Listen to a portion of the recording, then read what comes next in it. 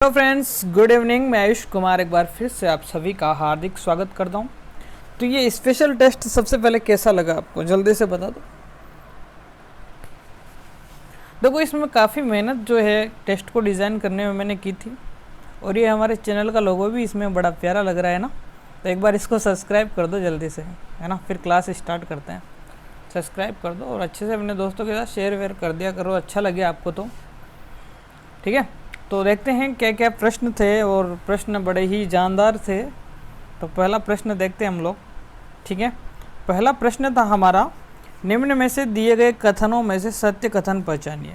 तो सबसे पहले तो मैं आपको यही गुजारिश करूँगा आपको कि जो है कभी भी प्रश्न देखते हो तो अगर आपको जहाँ सत्य चीज़ दिख जाए ना तो उसको अंडरलाइन कर लिया करो, ताकि वहाँ कभी कभी सत्य नहीं है, इसी टाइप्स के क्वेश्चन होते हैं और हम क्या है जल्दबाजी में वो प्रश्न गलत कर देते हैं। तो हमारा पहला प्रश्न था कि शिक्षण एक निदानात्मक प्रक्रिया है, ना कि उपचारात्मक, और सत्य कथन की बात करनी थी। तो मेरे प्यारे साथियों, शिक्षण जो होती है वो निदानात्मक भी होती है और उपचारात्मक भी होती है। यानी कि ये कथन तो गलत हो गया, क्योंकि यहाँ लिखा है ना कि उपचारात्मक। अब जब शिक्षण उपचारात्मक नहीं होगा तो सतत एवं व्यापक मूल्यांकन का तो कोई महत्व नहीं रहेगा, है ना। और हमारे एनसीएफ वगैरह हर चीज़ कहते हैं कि उपचारात्मक शिक्षण जरूरी है, ठीक है ना। तो शिक्षण एक कला है, ना कि विज्ञान, तो यह भी बात गलत है। शिक्षण कला भी है और विज्ञान भी है, दोनों है, तो यह बात भी गलत हो गई। शिक्षण औपचारिक ही नहीं बल्कि अनौपचारिक प्रक्रिया भी है। यानी कि कहने का तात्पर्य है कि शिक्षण जो है सिर्फ विद्यालय में ही नहीं होता है, विद्यालय के बाहर भी शिक्षण होता है।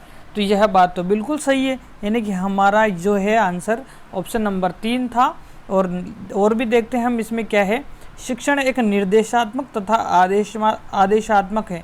बिल्कुल नहीं, शिक्षण सिर्फ निर्देशात्मक है। शिक्षण में आपको पता है ना, चाइल्ड सेंटर हो चुकी है आजकल की शिक्षा प्रणाली। तो अध्यापक केवल शिक्षक को जो है अभ्यर्थी को सिर्फ निर्देश दे सकता है, आदेश नहीं दे सकता है, ठीक है। तो आदेशात्मक नहीं होगा, ये थोड़ा सा ध्यान रखना।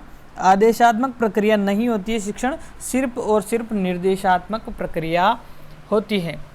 आशा करता हूँ कि पहला प्रश्न आपको बहुत ही अच्छे से जो है क्लियर हो चुका होगा। अगले प्रश्न की बात करते हैं, ठीक है। अगला प्रश्न हमारा क्या था, निम्न में से सत्य कथन को पहचानिए। अब ये बड़ा शानदार प्रश्न था, मतलब ये प्रश्न जो आ गया ना, तो सही कह रहा हूँ, बहुत अच्छे की हालत ख़राब हो गई थी इसमें। परंतु अगर इस प्रश्न को किसी ने अगर थोड़ा सा भी ध्यान से पढ़ा होगा, थोड़ा सा भी ध्यान से अगर इस प्रश्न को किसी ने किया होगा, तो वह इसको आराम से समझ पाया होगा। तो इस प्रश्न को करने से पहले एक छोटी सी बात हम लोग करते हैं, यानी कि एक चक्कर बना लेते हैं। उस चक्कर से आपको ये सारे प्रश्न क्लियर हो जाएंगे। देखो, शिक्षा होती है सबसे बड़ा पार्ट। शिक्षा एक बहुत बड़ा पार्ट है, बहुत बड़ा, बहुत व्यापक है शिक्षा, ठीक है। शिक्षा बहुत व्यापक है, ठीक है। शिक्षा क्या है, बहुत व्यापक है। अब शिक्षा के अंतर्गत समाहित क्या है आपका शिक्षण, क्या है आपका शिक्षण, शिक्षा के अंतर्गत समाहित है। ये थोड़ा सा लिखने में प्रॉब्लम रहती है, तो आप थोड़ा समझने का प्रयास करेंगे। शिक्षण शिक्षा में समाहित होता है, ठीक है ना। और शिक्षण में समाहित होती है शिक्षण की व्यूह रचनाएं यानी कि प्रक्रियाएं, व्यूह रचनाएं, ठीक है। शिक्षण में समाहित होती है शिक्षण की व्यूह रचनाएं, और व्यूह रचना में समाहित होती है शिक्षण विधियाँ। क्या, शिक्षण की विधियाँ व्यूह रचना में समाहित होती हैं शिक्षण की विधियाँ, ठीक है। और शिक्षण विधियों के अंदर समाहित होती हैं प्रविधियाँ। ये थोड़ा सा आपको याद रखना है, प्रविधियाँ, ठीक है। अब हम इस प्रश्न को करते हैं, ठीक है ना। अब इस प्रश्न में क्या है, अब इस प्रश्न में क्या पूछ रहा था आपसे, शिक्षण व्यूह के अंतर्गत समाहित होती है। शिक्षण व्यूह के अंतर्गत समाहित होती है क्या, नहीं। शिक्षण व्यू जो है वो शिक्षण के अंतर्गत समाहित होता है। यानी कि यह बात तो आपकी साफ गलत हो चुकी है, ठीक है ना। शिक्षण के अंतर्गत व्यूह रचनाएं समाहित होती है। शिक्षण के अंतर्गत क्या, प्रश्न क्या पूछ रहा था, एक सेकंड रुकना।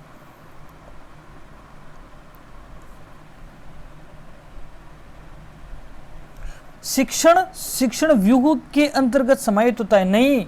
शिक्षण व्यूह के अंतर्गत समाहित थोड़ी होता है, नहीं होता है ना। तो बिल्कुल सही बात है, शिक्षण विधियों में समाहित होता है, यानी कि ये शिक्षण है, ये इसके अंतर्गत समाहित है क्या? नहीं है, ये सब शिक्षण में समाहित है। थोड़ा सा बात को समझें, ये सब शिक्षण में समाहित है। शिक्षण विधि शिक्षण व्यूह रचना में समाहित है, व्यूह रचना में समाहित है, यानी कि ये व्यूह रचना है और इसमें शिक्षण विधि समाहित है, यानी कि यह बात तो बिल्कुल सत्य है। ऑप्शन नंबर 3 बिल्कुल सही है। यहाँ पर शिक्षण की विधियों में शिक्षा समाहित है, क्या शिक्षण की विधियों में शिक्षा समाहित है? नहीं, शिक्षा में ये सब समाहित है और शिक्षण में ये तीनों समाहित है, ठीक है ना। ये थोड़ा सा हो गया काटा कूटा कचरा, है ना, समझ गए होंगे आप। काटा कूटा शब्द का अर्थ क्या होता है आप बताएंगे, राजस्थानी शब्द भी आएंगे हमारे, तो काटा कूटा का मतलब क्या होगा ये भी आप लोग मुझे आज कमेंट करेंगे। अगले प्रश्न पर हम बढ़ते हैं, ठीक है। निम्न में से कौन सा शिक्षण सूत्र नहीं है? तो जल्दी से मुझे बताएंगे आप, इनमें से कौन सा शिक्षण सूत्र नहीं होगा? शिक्षण सूत्र नहीं होगा। प्रश्न संख्या 3 में क्या होगा सही आंसर? सही है ना, सही है, सॉरी, इनमें से कौन सा शिक्षण सूत्र सही है? तो पूर्ण से अंश की ओर, बिल्कुल सही बात है भाई साहब, पूर्ण से अंश की ओर शिक्षण होता है, क्योंकि शिक्षण के दौरान क्या करेगा, पाठ्य वस्तु का पहले जो है पूरा यानी कि समग्र रूप जो है बच्चों के सामने रखेगा शिक्षक, और उसके बाद में वो अमूर्त और सूक्ष्म तथ्यों की जानकारी जो है बालक को देगा, यानी कि यह बात तो सही है। अनिश्चित से निश्चित की ओर, अनिश्चित से निश्चित की ओर का क्या मतलब होगा जल्दी से बताओ? यानी कि प्रारंभ में बालक की जो ज्ञानेंद्रियां होंगी उनमें अस्पष्टताएं होगी, अनिश्चितताएं होगी, ठीक है। और फिर जैसे ही उसके साथ शिक्षक बालकों के साथ में जो इंटरेक्ट करेगा तो उनकी जो अव्यस्त जानकारियां हैं, अनिश्चित जानकारियां हैं, उनको निश्चित की ओर लेके जाएगा। विशिष्ट से सामान्य की ओर, क्या है अगला लाइन? विशिष्ट से सामान्य की ओर होगी, तो बिल्कुल विशिष्ट से सामान्य की ओर होगी, क्योंकि शिक्षक को जो है बालकों के सामने पहले विशिष्ट उदाहरण प्रस्तुत करने चाहिए और फिर उन्हीं उदाहरणों के माध्यम से जो है एक कोई सामान्य नियम या कोई सिद्धांत देना चाहिए, यानी कि उपयुक्त तो सभी यहाँ पर कथन सत्य हैं, इनमें कोई संशय नहीं होना चाहिए। अगले प्रश्न, और ये तीनों ही इम्पोर्टेंट थे, है ना, तीनों ऐसे लगते हैं जैसे कोई विपरीत प्रकृति दर्शा रहा हो, परंतु तीनों ही प्रश्न यहाँ पर सही थे। इस वजह से जो इसका आंसर ऑप्शन नंबर जो यहाँ पे है 4 है। और अगले प्रश्न पर हम बढ़ते हैं, प्रश्न संख्या 4 पर। ये बड़ा सीधा सा प्रश्न है, अगर ये नहीं कर पाए हो आप तो कुछ भी मतलब नहीं है फिर पढ़ने का, ठीक है ना। हाँ, उच्च प्राथमिक स्तर तक फेल करने की व्यवस्था का अंत किस कानून की देन है? अब इसमें तो सीधा ही नजर आ रहा है, ठीक है। कौन सा एक्ट है? RTE act 2009। तो इसमें तो आपको अगर ये नहीं आया ना तो भाई साहब बहुत पीछे हो आप, बहुत ज़्यादा पीछे हो, ठीक है। आपको बहुत ज़्यादा पढ़ने की ज़रूरत होगी। RTE 2009, ठीक है, ये कानून बनाया गया था, इसके अंतर्गत जो है बालकों को फेल वेल नहीं किया जाता है, सब कुछ भगवान है मतलब आपके लिए चाइल्ड, ये ध्यान रखना आप वहाँ पे जब गवर्नमेंट जॉब लगे आप तब ये चीज़ जरूर ध्यान रखें। निम्न में से ठेका प्रणाली कहा जाता है, ठेका प्रणाली किसको कहा जाता है? तो ये भी सीधा सा प्रश्न था वैसे करने वालों के लिए। डोल्टन योजना को ठेका प्रणाली कहा जाता है, किसको कहा जाता है? डोल्टन योजना को ठेका प्रणाली कहा जाता है। ज़्यादा बात नहीं करूँगा मैं इसके बारे में, अगले प्रश्न पर चलते हैं हम लोग, क्योंकि देखो थोड़ा सा वक्त का भी मेरे को आपका ध्यान रखना है और अपने को काम भी पूरा करना है, ठीक है। अगले प्रश्न पर चलते हैं, प्रश्न संख्या 6। यह प्रश्न अच्छा था। मूल्यांकन की प्रक्रिया है सकारात्मक, नकारात्मक, सकारात्मक अधिक, नकारात्मक कम, और नकारात्मक अधिक और सकारात्मक कम। तो सीधा सा याद रखना है, नकारात्मक कभी नहीं होगा मूल्यांकन, ठीक है। मूल्यांकन always positive, evaluation is always positive, सकारात्मक होगा हमेशा, ठीक है। क्या होगा? सकारात्मक होगा, यही आंसर करना है आपको। अगले प्रश्न पर बढ़ते हैं। इस प्रश्न में बहुतों को डाउट था। एंडरसन के अनुसार क्रियात्मक अनुसंधान की प्रणाली में प्रयुक्त सोपानों में से सबसे अंतिम सोपान है। तो सबसे पहले मेरे को बता दो एक बार, एंडरसन ने कितने सोपान दिए? जल्दी से बता दो क्रियात्मक अनुसंधान के। सन 1956 की बात है ये, सन 1956 की बात है। कब की बात है? सन 1956 की बात है, यानी कि आज़ादी से लगभग 101 साल पुरानी बात है ये, ठीक है। आज़ादी से 101 साल बाद की बात है, ठीक है ना। नहीं सॉरी, 1857 की क्रांति से 1 साल बाद, 101 साल की बात है, ठीक है। फालतू की बातों में नहीं उलझेंगे। तो इसमें लगभग 1956 में जो है 7 सोपान दिए एंडरसन ने। कितने दिए? 7 सोपान दिए। पहला सोपान था उसका, ठीक है, पहला सोपान क्या था उसका, समस्या का ज्ञान होना, समस्या का ज्ञान होना, ठीक है, पहला सोपान क्या था, समस्या का ज्ञान होना। दूसरा काम था आपके कार्य के प्रति प्रस्ताव पर विचार करना, ठीक है। तीसरा था योजनाओं या उपकल्पनाओं का निर्माण करना, ठीक है, योजना का चयन करना या फिर योजना का चयन, यूं याद रखो आप, तो उपकल्पनाओं का निर्माण करना, ठीक है। फोर्थ नंबर का था आपका तथ्यों का संग्रहण करना। फोर्थ नंबर का क्या था, तथ्यों को संग्रहण करने की विधियों, है ना, तथ्यों को संग्रहण करने की विधियों का निर्माण, ठीक है। फोर्थ नंबर का क्या था, तथ्य संग्रहण की विधियां, संग्रहण की क्या थी, विधियां, ठीक है, विधियां। फिफ्थ नंबर का था आपका योजना का कार्यान्वयन और निष्कर्ष। फिफ्थ नंबर का क्या था, योजना का कार्यान्वयन और निष्कर्ष। 6 नंबर का क्या था आपका, तथ्यों पर आधारित निष्कर्ष।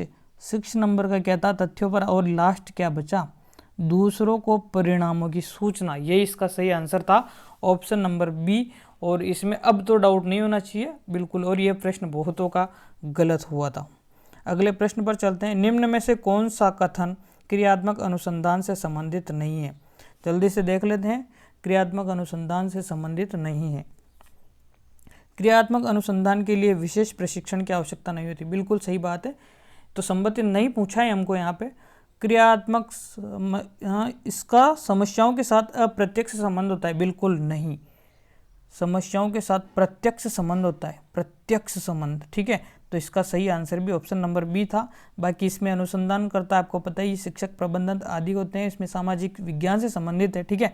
और जब आपका मौलिक अनुसंधान आ जाए तो वो भौतिक विज्ञान से संबंधित होगा, और क्रियात्मक अनुसंधान आपका सामाजिक विज्ञान से संबंधित होगा। अगले प्रश्न की ओर हम बढ़ते हैं।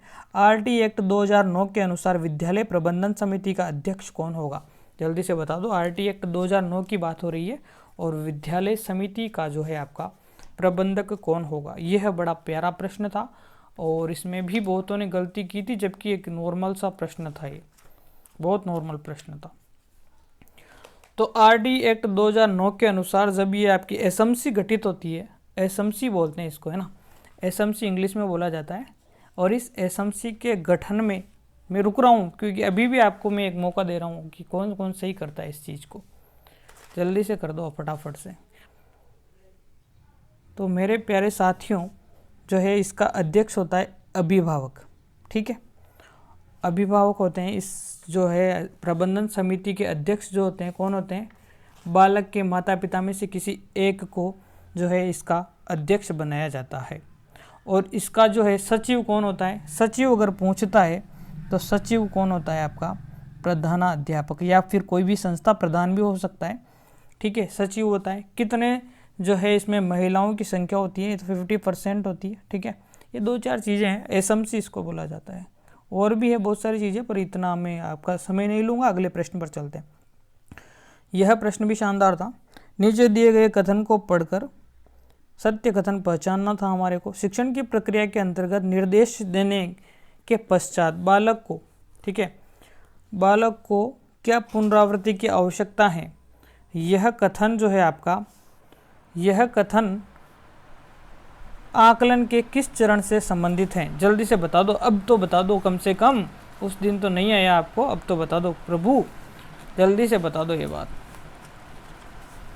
तो आकलन के निर्देश देने के बाद 2 चरण होते हैं, ठीक है ना। निर्देश जब दिया जाता है तो 2 कंडीशन बनती है कि बालक में ज्ञान कितना प्राप्त हुआ, ठीक है। जब निर्देश देने के बाद में बालक को जब निर्देश देते हैं तो 2 कंडीशन बनती है कि ज्ञान जो है वो कितना प्राप्त हुआ, और दूसरी कंडीशन बनती है क्या पुनरावृत्ति की जरूरत है, जो पढ़ाया उसके लिए वापस क्या पुनरावृत्ति की जरूरत है बालक को। अब ज्ञान कितना प्राप्त हुआ, तो कितना प्राप्त हुआ, तो इसमें होगा समेटिव, है ना। चेक करेंगे ना भाई कितना ज्ञान प्राप्त हुआ, टेस्ट लिया, समेटिव आकलन होगा, योगात्मक आकलन होगा। क्या पुनरावृत्ति की जरूरत है, यह कब पता चलेगा, जब आप बालक का निदानात्मक आकलन करोगे, जब बालक का डायग्नोस करोगे, ठीक है। तो पुनरावृत्ति पूछा है यहाँ पे, पुनरावृत्ति की आवश्यकता है क्या? अरे कब पता चलेगा? जब आपको उसका निदानात्मक रूप से आकलन करोगे, यानी कि ऑप्शन नंबर 4 इसका सही आंसर था। ऑप्शन नंबर 4 इसका सही आंसर था। अगले प्रश्न की ओर चलेंगे हम लोग। अगले प्रश्न की ओर हम लोग बढ़ते हैं। अगला प्रश्न हमारा क्या कहता है? अगला प्रश्न यह समझ में आ गया होगा, यह भी बड़ा शानदार प्रश्न था। देखो, सतत और व्यापक मूल्यांकन में सतत पहलू के अंतर्गत मूल्यांकन के किस पक्ष पर ध्यान दिया जाता है?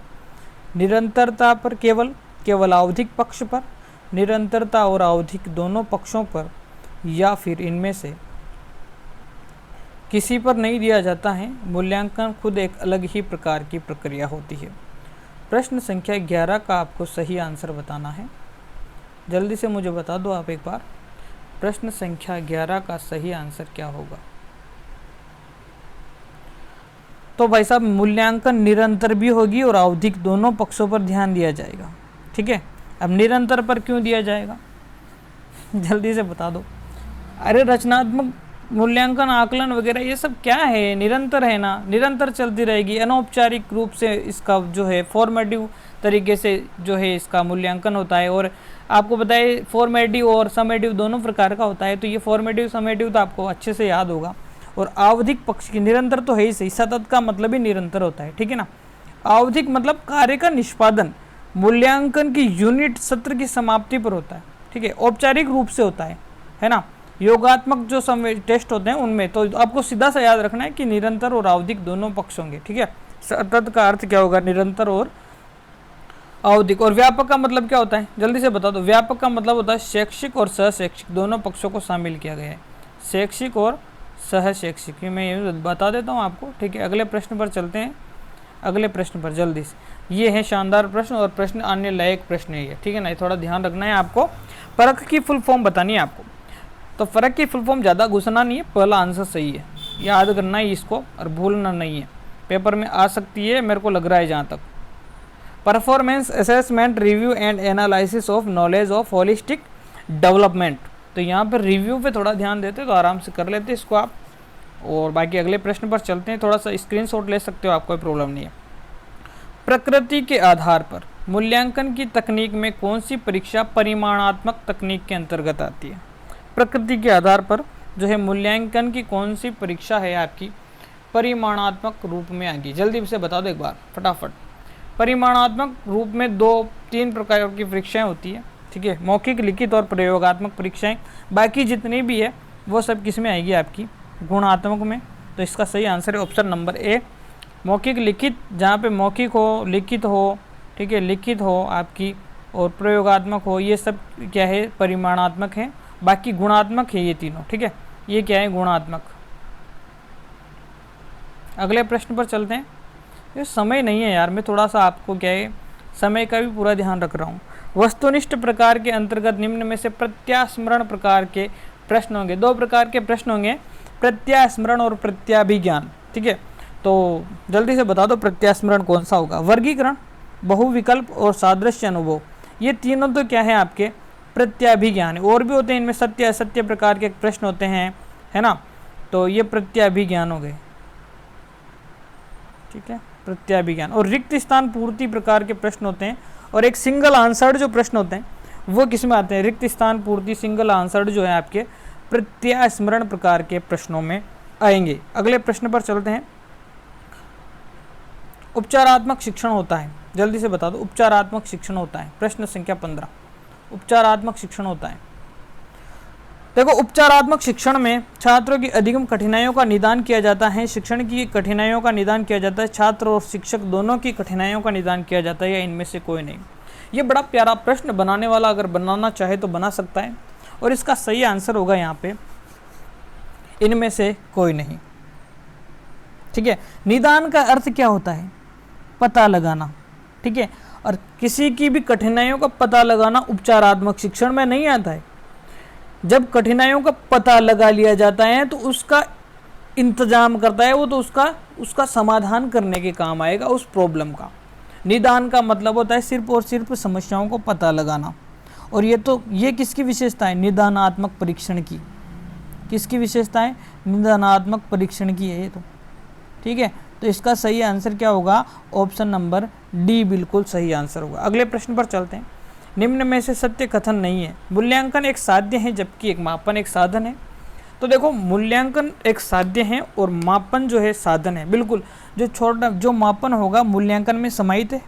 तो यह मूल्यांकन तो क्या हो गया? साध्य, और मापन एक क्या है? साधन है मूल्यांकन करने का, ठीक है। और मापन के बाद में मूल्यांकन होगा, ठीक है ना, ये बात भी सही है।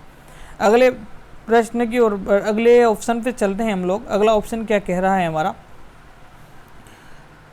मूल्यांकन उद्देश्य प्राप्ति के लिए, मापन उद्देश्य प्राप्ति के लिए साध्य है। नहीं, ये बात गलत है, यानी कि नहीं पूछा है, यानी कि ऑप्शन नंबर बी सही है, क्योंकि साध्य नहीं, ये तो केवल क्या है? साधन है। और जबकि मूल्यांकन उद्देश्य प्राप्ति का लक्ष्य, यह बात तो सही है कि मूल्यांकन उद्देश्य प्राप्ति का लक्ष्य है, परंतु मापन उद्देश्य प्राप्ति के लिए साध्य नहीं है, साधन है, यानी कि ऑप्शन नंबर बी सही है। तीसरा भी देखते हैं क्या है। मूल्यांकन के द्वारा साक्ष्य के निष्कर्ष निकाले जाते हैं और मापन साक्ष्यों को एकत्रित किया जाता है। बिल्कुल, मूल्यांकन कोई भी सबूत या कोई प्रूफ है तो उससे निष्कर्ष निकालेगा और मापन उनको एकत्रित करेगा। मतलब किसी बालक के मान लो 35 मार्क्स तो फिजिकल में आ रहे हैं और 75 एग्जाम्स में आ रहे हैं, तो उसका क्रियात्मक पक्ष कितना मजबूत है, उसका ज्ञानात्मक पक्ष कितना मजबूत है, इस चीज़ का निष्कर्ष तो क्या करेगा? मूल्यांकन करेगा। और जो है आपका जो आंकिक मान जो है, उसका साक्ष्य जो है उसके, वो मापन की प्रक्रिया में आएंगे। अगले प्रश्न पर चलते हैं। यह प्रश्न बड़ा प्यारा था, तो देखना इसको थोड़ा सा ध्यान से पढ़ेंगे। कौन सा कथन सही पूछा है आकलन के संबंध में, ठीक है। आकलन से विद्यार्थियों को सहायता मिलनी चाहिए कि वे अपनी शक्तियों और रिक्तियों को देख सके और शिक्षक उनको तदनुसार ठीक कर सके। यह बात सही है नहीं है, यानी कि ए लिख देता हूँ मैं, ए, ठीक है, ए। अगली बात देखते हैं।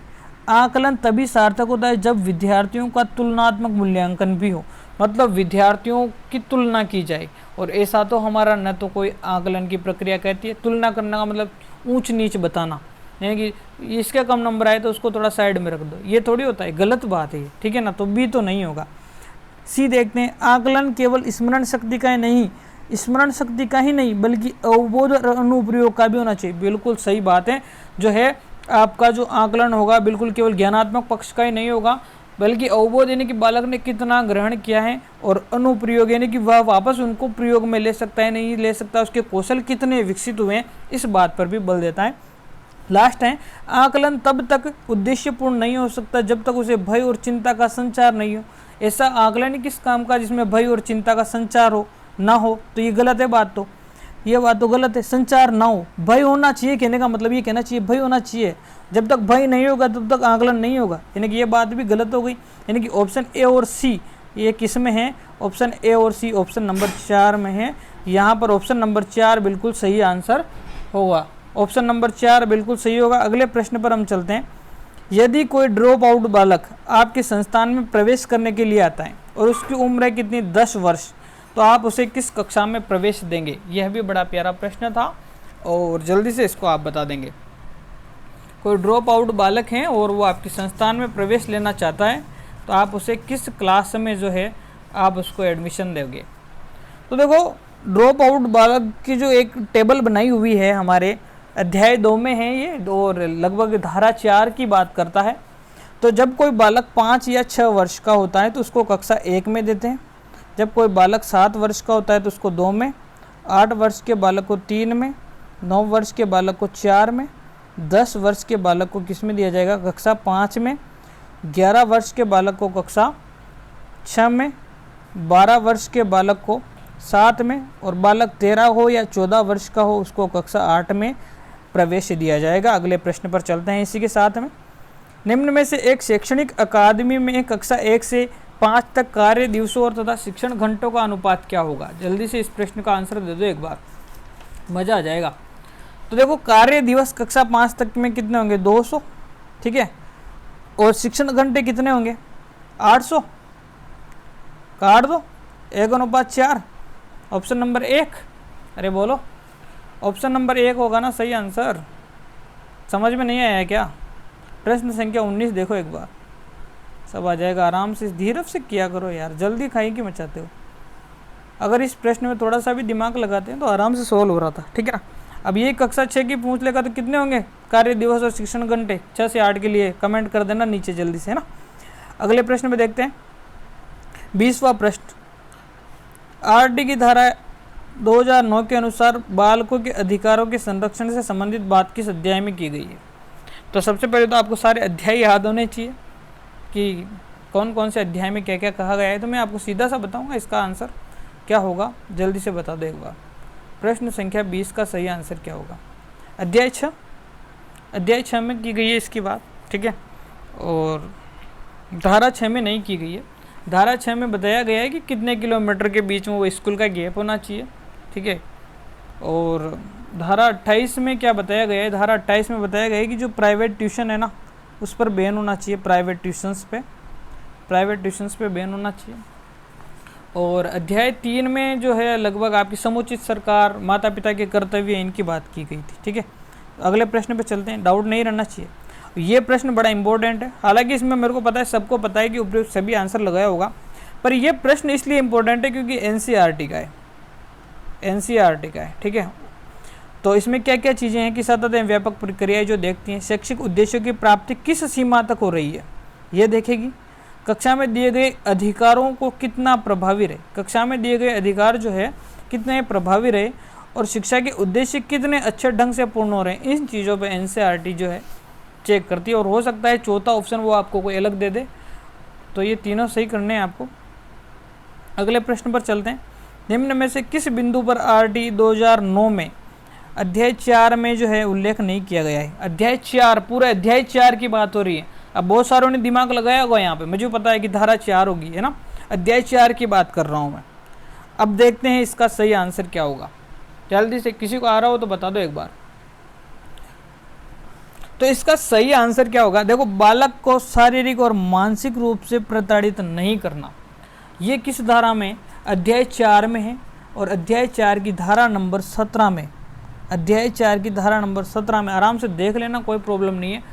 जन्म प्रमाण पत्र की से प्रवेश में इनकार नहीं करना, यह भी अध्याय 4 की बात है। और अध्याय 4 की धारा नंबर 14 में वर्णित है ये बात, ठीक है। और पाठ्यक्रम एवं मूल्यांकन की प्रक्रिया, बिल्कुल यही इसका आंसर होगा क्योंकि ये धारा 4 में वर्णित नहीं है। पाठ्यक्रम और मूल्यांकन की प्रक्रियाएं आपकी अध्याय 4 में नहीं है, अध्याय 5 में है। ये किसमें, अध्याय 5 में साफ स्पष्ट है पाठ्यक्रम और मूल्यांकन, ठीक है। किसमें है, अध्याय 5 में। शिक्षकों के कर्तव्य, बिल्कुल शिक्षकों के कर्तव्य क्या क्या हैं, शिक्षकों के कर्तव्य जो है धारा 24 में है, धारा 24 में है, और ये अध्याय 4 में है, यानी कि ऑप्शन नंबर सी बिल्कुल इसका करेक्ट आंसर होगा। अगले प्रश्न की ओर बढ़ते हैं, निम्न में से विद्यालय प्रबंधन समिति के संबंध में सत्य कथन नहीं है, जल्दी से बता दो एक बार। विद्यालय प्रबंधन समिति, एसएमसी की बात हो गई वापस। देखते हैं, इसका कार्य विद्यालय की विकास योजनाओं को तैयार करना है, बिल्कुल सही है। विद्यालय प्रबंधन समिति में 50% महिलाएं होगी, बिल्कुल सही है। इसका गठन अध्याय 3 की धारा 21 में उल्लेख, बिल्कुल नहीं, अध्याय 3 नहीं, अध्याय 4 की धारा 21 में उल्लेख किया गया है, अध्याय 4 की धारा 21 में उल्लेख किया गया है। ऑप्शन नंबर 1 बिल्कुल इसका सही आंसर था। अगले प्रश्न पर चलते हैं, निम्न में से एनसीएफ 2005 में प्रयुक्त कौन सा अध्याय नहीं है, ये भी बड़ा प्यारा प्रश्न था, तो जल्दी से बता दो एक बार, आप जल्दी से मुझे बता दो इसका सही आंसर क्या होगा।